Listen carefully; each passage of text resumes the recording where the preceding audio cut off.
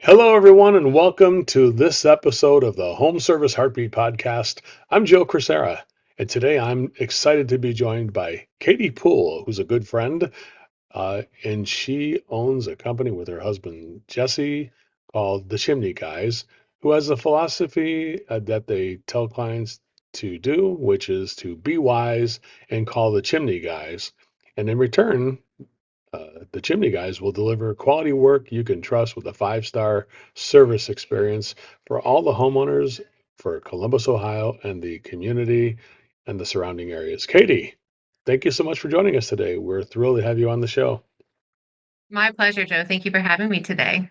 Well, it's a pleasure to see your smiling face again. And of course, I spent some time with you and your family out in Ohio, and it was one of the highlights of my career. So I'm really Oh, happy to see you again. Can you share, why thank don't you. you share with the people in your community about, there's probably maybe some people know you and some people don't. I know you're very involved with the community because I saw a lot of your community when I was there. Can you share how you got started in this service industry and what led you and Jesse and the leadership team to start the Chimney Guys? Go ahead and tell us about that. Yes, I'd be happy to tell you about that. In order to really answer that question, I'm going to have to take you through a little journey.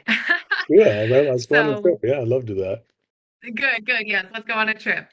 So, my first job actually in the chimney industry, I was 15 years old and I was a cold call telemarketer for the chimney company that my dad actually worked at the time.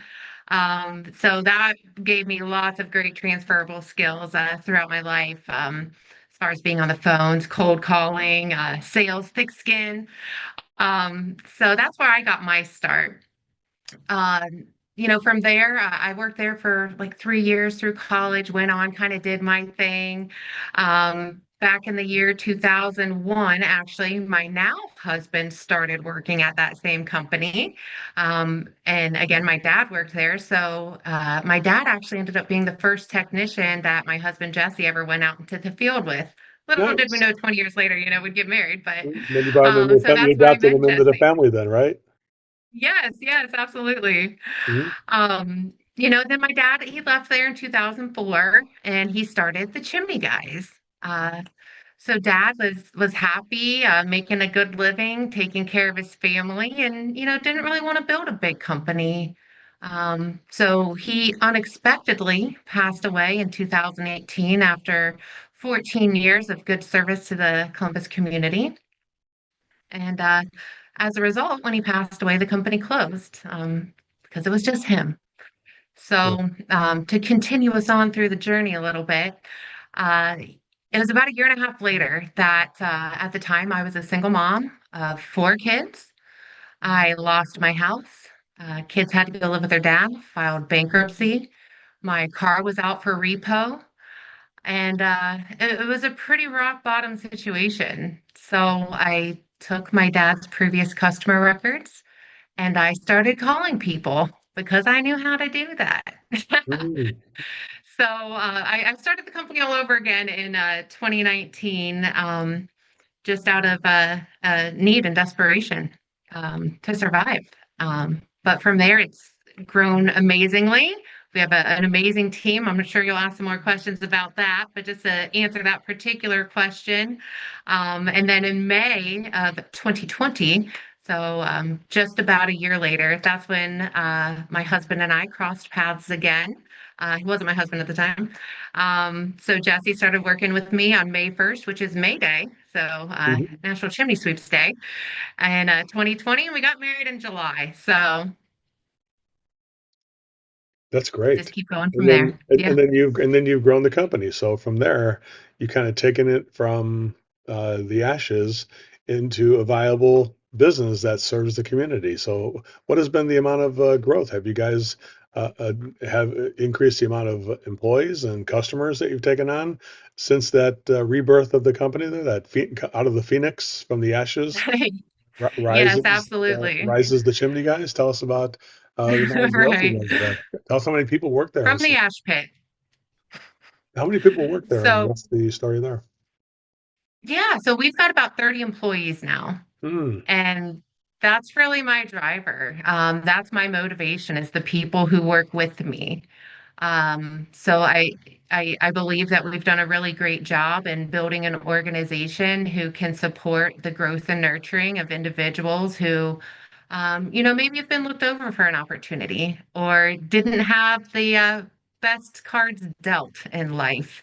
Mm. So we've got an amazing opportunity at the Chimney Guys. We've got a very structured apprenticeship program to where we can get somebody who might not know anything into a certified technician in a very reasonable amount of time. So it's a great opportunity for everybody. When I was out there, I do recall, that the Chimney Guys is a faith-based organization. And, Yes, sir. obviously, when you were going through that negative time, you had to put a lot of faith in your higher power, without getting too far into it. But I want to say that definitely that's one of the things that really made me feel like I was in the right place when I came out to visit you guys. How important was that to your ability to, even though during all those negative times where it's bad enough to have your a loved one, the loss of a loved one, and then it's like, sometimes the challenges we have are it's like, why is my higher power doing this to me? But as it always, there's a reason, there's a plan, right? And Yes, it's like the lower power is easy to buy into and just say, I'm going to quit and collect food stamps or whatever. But you said, you know what? No, I'm right. going to I'm going to use the skill I have to do that. How important was that element in leaning on your community, because you have a strong community of supporters there? I do know that. How important is the community and the people you love and know within that community to helping you get through that part? Yeah, absolutely. So I'll tell you, obviously it was a rock bottom situation, and I just kind of gave you a high level, perspective of what that was like. It was not a great time in my life for many reasons, and I'll say that, when I first restarted the company, um, God was not necessarily a part of my daily life. Not for me. Of course, He always held me in His hand. I didn't know that, right? So it's only by His grace and His mercy that I kind of got through that initial period where really I built the company out of a need to survive. Hmm. And then I might cry. um, and then when He brought Jesse back into my life, Jesse reminded me who God is. And I really was able to get reconnected with God in that way.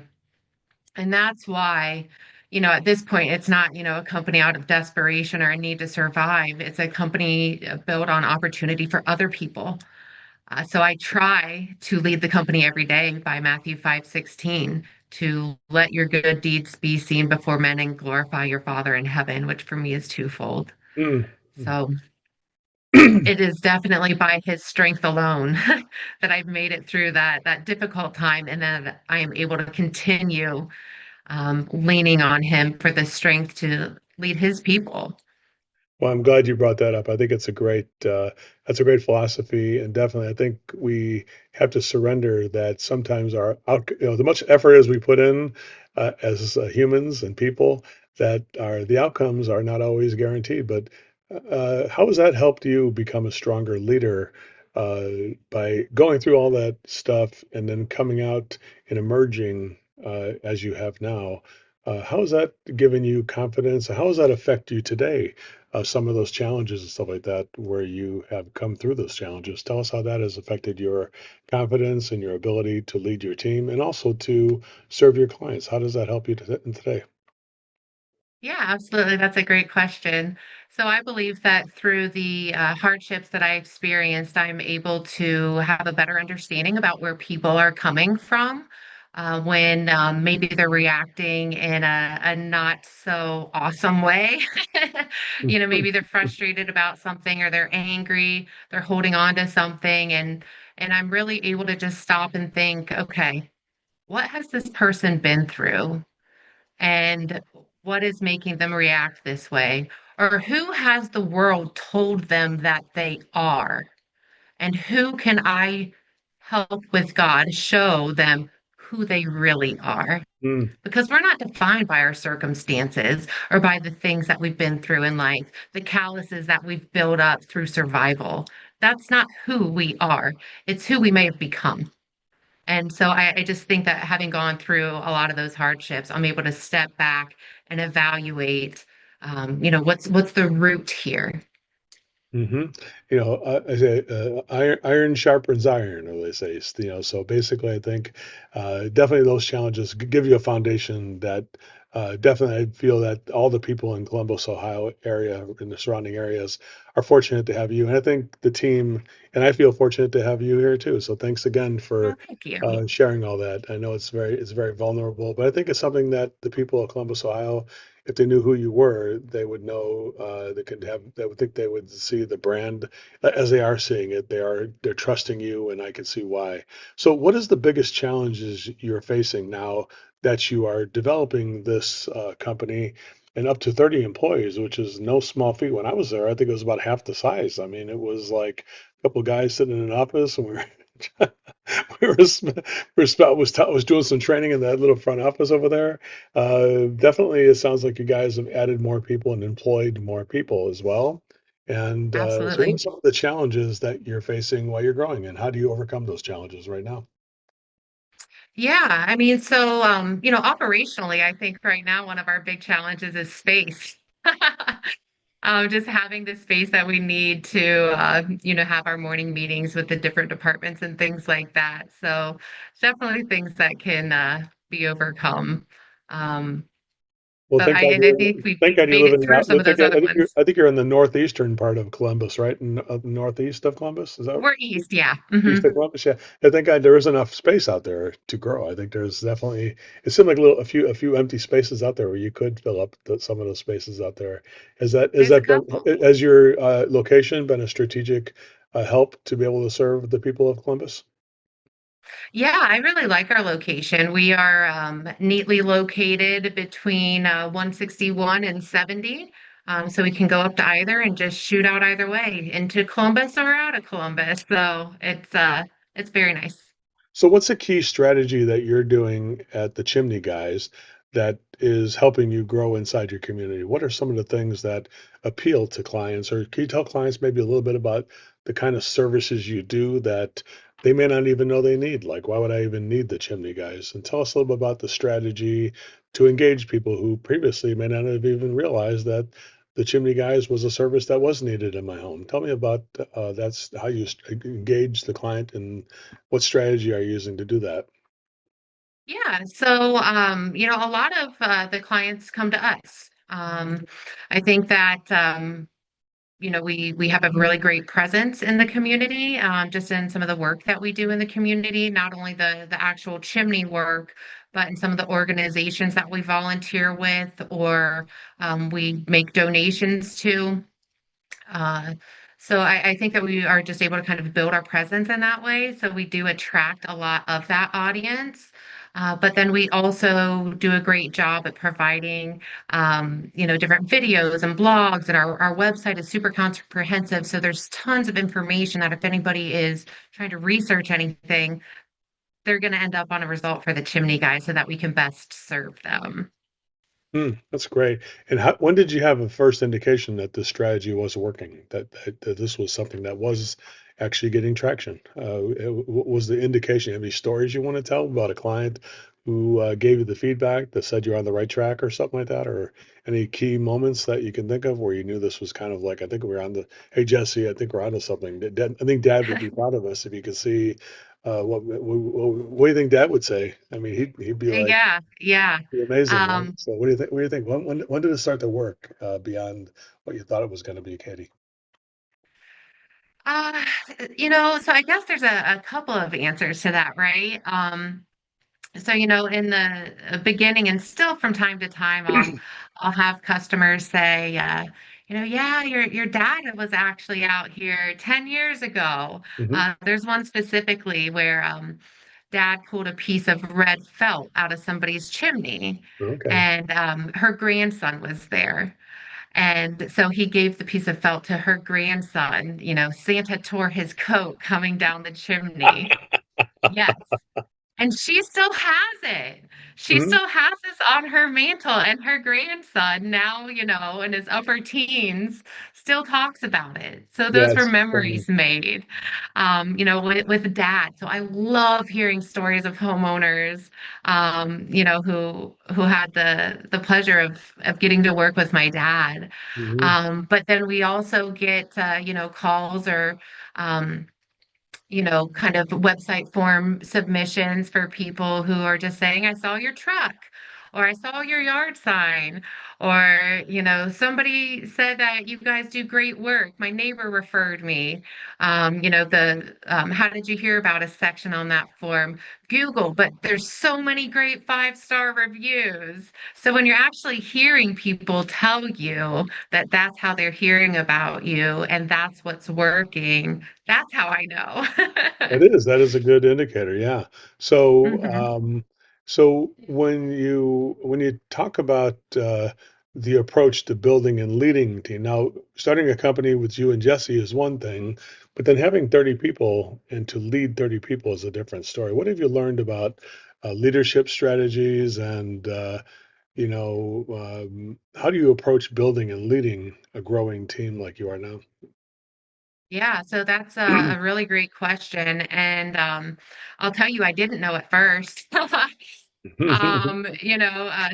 I sit back and I think, and I'm like, man, I hope some of these previous employees that I was not such a good leader for can forgive me because I was not always a great leader. I mean that truly. I sit back Okay. and I Yeah. reflect and I think, like, man, I definitely could have handled that situation with that person differently. But I've also learned through all of that, so it did not go without learning a lesson. And at this point, I believe that some of the things that help us to be successful as leaders in the organization is just having super clear expectations. So one of the things that I do, not to get too nitty gritty into, business, um, but is I don't have job descriptions for my employees. A job description is just kind of an HR compliant thing, like these are the tasks that you do, right? Mhm. What I have is called a position contract. So the position contract fully outlines exactly what I'm expecting of them, what KPIs and OKRs that I'm holding them responsible to. At the Mhm. same time, what KPIs and OKRs can they achieve and know that they are successful by doing so, Mhm. and then their compensation structure and everything that they can expect from us. So it's a mutual document, and I think that that has made a huge difference in just being able to have extremely clear expectations for all parties involved in the relationship of working together. That's huge. That is huge. So, what kind of qualities do you look for when you're hiring top talent? And just so the people of Columbus can know the kind of person that you're seeking to hire, or the kind of person that you're seeking to have invited into one of the homeowners in Columbus, Ohio. Yes, absolutely. So, the first thing is we do background checks and we do drug screen all of our applicants before allowing them onto the team.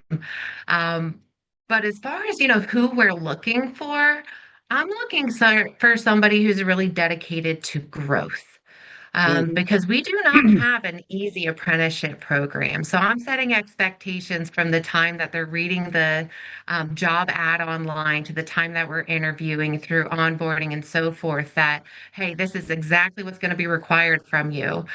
You've got to be certified within 6 months. That's going to require dedication from you for the online training component of the apprenticeship.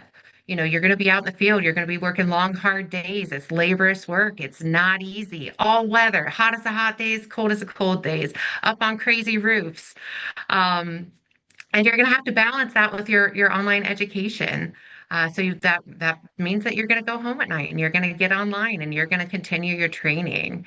The only people who are successful in that are the people who are dedicated to their own personal and professional development. Hmm. Those So, are the so, people I so need. people who are willing to invest in themselves are the kind of people who Yes. will do well at your company, who take responsibility to do all that. Yes. Let's talk a little bit about Yes. the client service experience so that if I was a homeowner in Columbus, Ohio, and I needed your services, what can I expect from the strategy or the flow? Like, can you describe in a thumbnail, in a maybe a paragraph about here's what it work here's how it works at the Chimney Guys. Tell me a little bit about the flow, what is expected. I call the company and schedule a call. Then what is the things that happen, and what can a client expect from a person who comes in your home and does the service in your home? Tell us about that. Yeah, so I'll just kind of walk you through from the Mhm. beginning of the journey. They'll call in and speak to one of our amazing CSRs.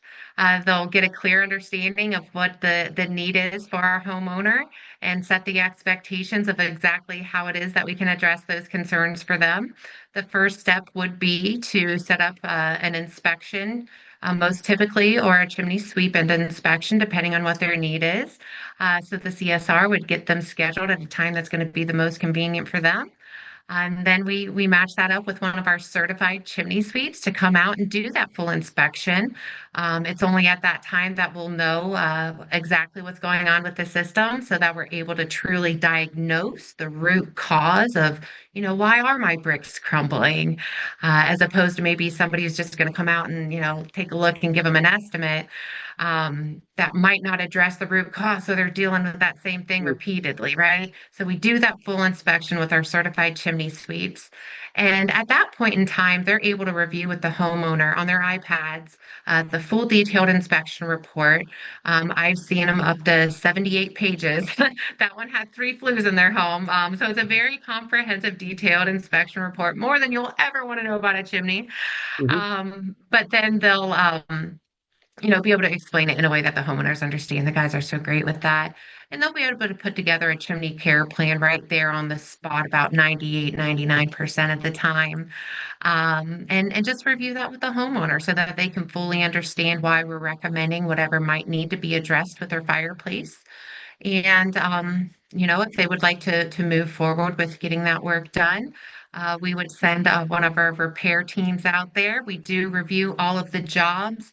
Um, before we're going out so that we can be well prepared and be able to work safely on your home. We've always got booties on, so we're going to protect your home. We lay down tarps, set up our high-speed dust collectors, rug runners, and everything to make sure that we're really taking care of the homeowner's property.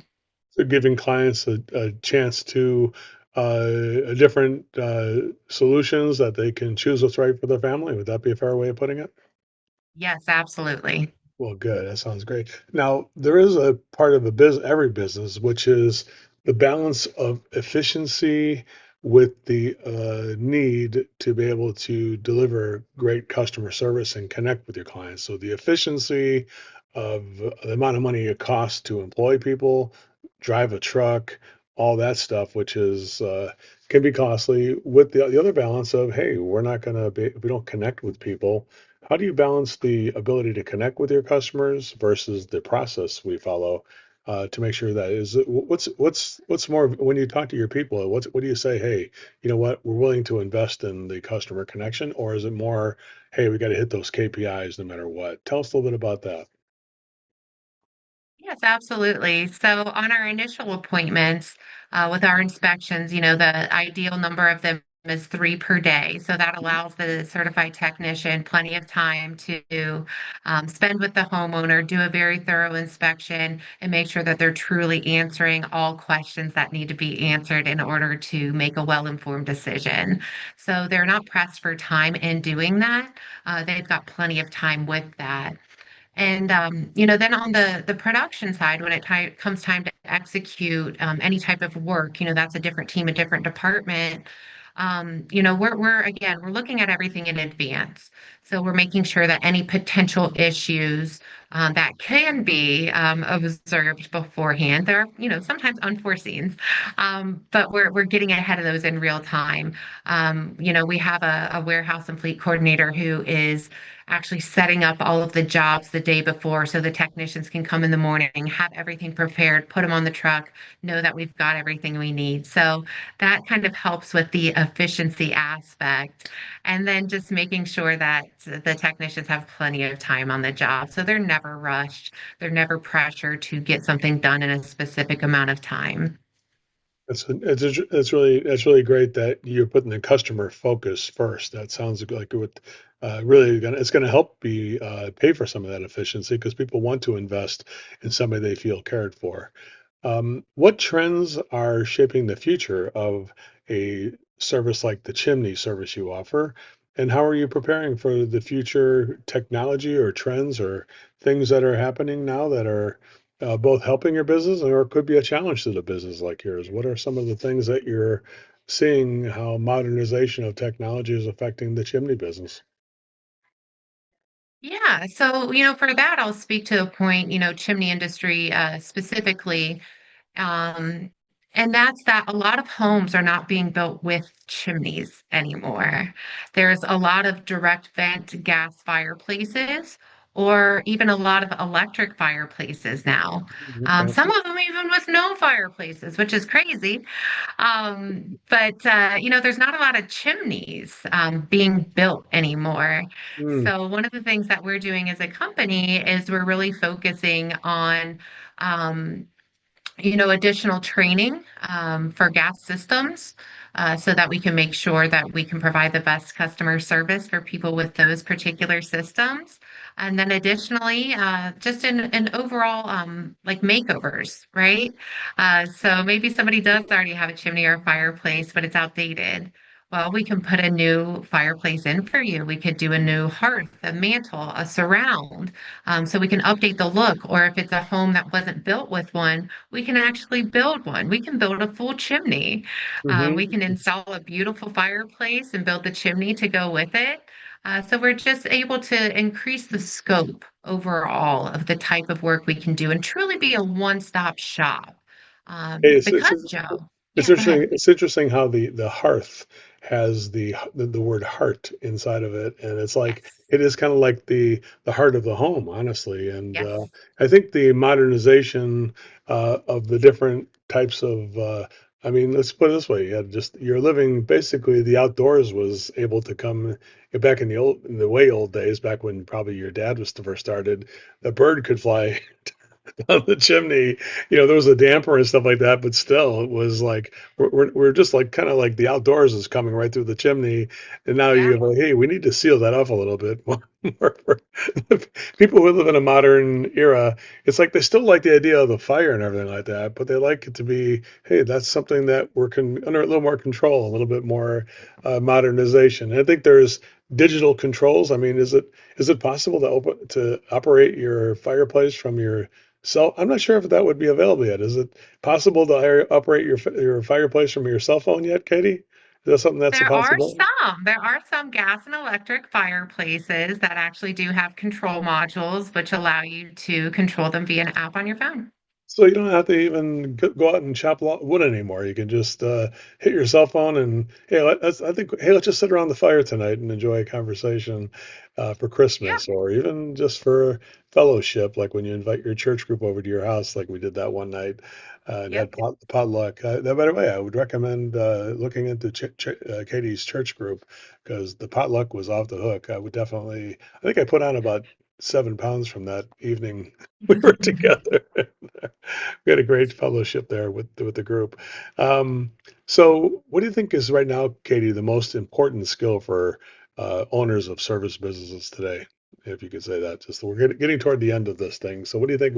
What advice would you give somebody who's being an owner of another company or somebody who's thinking about owning a company like this? yeah. I think it's really just investing in your people. That's huge for me. Continuing education is so huge for me.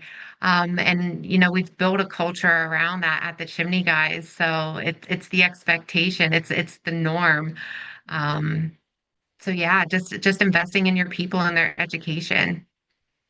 Katie, is the final question. This is a big one. What advice would you give to your younger self back when you were that CSR working for your dad there, making these outbound calls? And what advice would you give yourself, back then, if you could say now, go back and talk to younger Katie, what would you tell her? Oh man. I don't know if she would have believed that she'd still be working in chimneys, 25 years later. I guess what I can say is, just when you look back at your life and the journey that God takes you through, you can really start to pinpoint where things are happening, right? So, yeah, just looking back at that 15-year-old Katie that, hey, you're gonna know chimneys one day. You're gonna be a certified chimney sweep yourself. You're gonna be the only certified chimney reliner in the state of Ohio. Um, I wouldn't have believed it. So yeah, just you're always being prepared, perhaps, is what I would say. Well, Katie, thanks again for coming on. Just to make sure that the people of Columbus, Ohio, and eastern Columbus, Ohio, as well as their whole surrounding area, where can listeners or people who are watching this podcast connect with you or learn more about working or partnering or hiring your team? Yes, the best way is just to reach out to us. You can go to callthechimneyguys.com or of course, give us a phone call. All right, everyone. That was another great conversation with Katie Poole. We really appreciate having you on the show, Katie. Thank you. Thank you, Joe. It's a pleasure. All right. Well, everyone else who's watching this program or listening to it, thank you again for sticking with us until the end. If you've gained value from today's episode, we'd love for you to leave a rating or review wherever you listen to podcasts. And if you know someone in the service industry or anyone looking to scale their career or business, send this episode their way. Just take one key insight from today and put it into action and let us know how it goes. We'd love to hear about your progress. Thanks again for joining us, and we'll see everyone here on the next episode of the Home Service Heartbeat podcast. Thanks, everyone.